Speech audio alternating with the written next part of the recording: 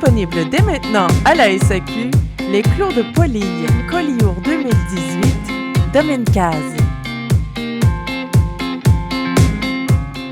Évidemment, le terroir de Collioure, c'est un terroir emblématique, mais tout petit.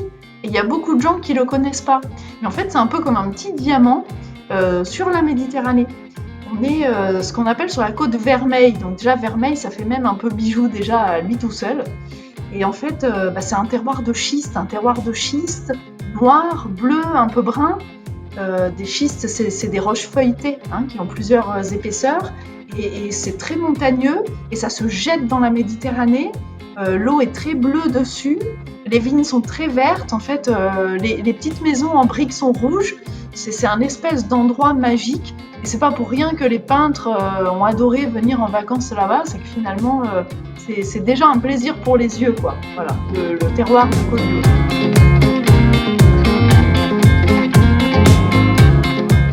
Ce sont des terres très pauvres, des terroirs sableux, donc des terroirs sur la dégradation des schistes, mais des schistes qui sont très solides. Il y a plein de sortes de schistes en géologie. Ça veut juste dire que c'est une roche feuilletée. Nous, c'est une roche qui est très riche en oligo-éléments, mais aussi en partie de schiste assez dure, quoi, vraiment en cailloux. Et puis des feuilletages horizontaux, enfin pas horizontaux, pardon, en diagonale qui permettent en fait à l'eau qui peut tomber en Méditerranée d'être bien retenue entre nos schistes. Et finalement, on a sur une zone plutôt sèche des vignes qui poussent toute l'année dans un stress modéré grâce à l'eau qu'elles peuvent aller chercher très profondément entre les feuillets de schiste. Et on garde nos vignes le plus longtemps possible parce qu'en fait, les vignes vieilles, elles sont capables de descendre plus loin. Et donc, le vignoble de Collioure, c'est quand même pas mal de vignes assez âgées, voire très âgées, voire très très âgées, de Grenache, de Syrah, de Mourvèdre et de Carignan.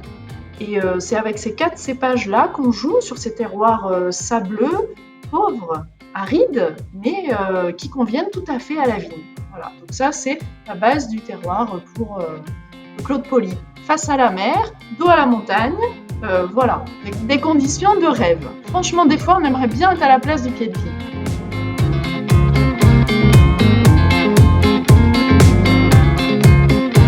On vient déguster les raisins et en fait, en fonction le potentiel de chaque parcelle, on va définir quel jour on le vinifie et avec qui on le met dans la cuve. C'est super important. Il y a 2 choses, la date de vendange et les mariages. Voilà. Donc, en fait, on assemble dès la cuve des syrahs avec des grenaches, avec des mourvèdres. Ça, c'est vraiment le potentiel et l'arrivée à maturité de la parcelle, ou en tout cas de la partie de parcelle homogène qu'on décide de mettre ensemble. Donc ça, c'est un gros travail pendant les vendanges, mais c'est un peu la magie, quoi. C'est un peu le moment où justement on ressent la parcelle, le potentiel, ce qu'on va en faire. Enfin, c'est une partie assez intéressante.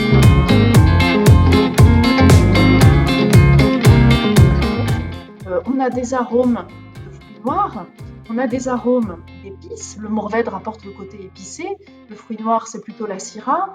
On peut avoir un côté, et le grenache aussi, on va avoir un côté eucalyptus, un peu mentholé. On a toujours sur Poli ce côté un petit peu mentholé.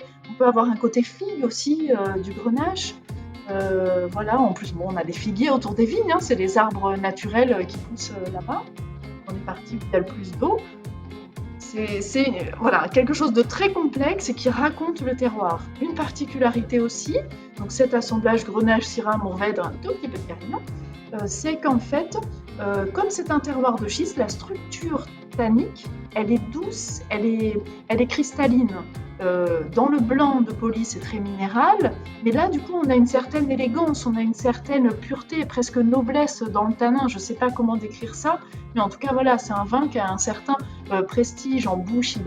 C'est le côté minéral du rouge, quoi, quelque chose qui laisse assez propre la bouche, assez net, voilà, quelque chose de très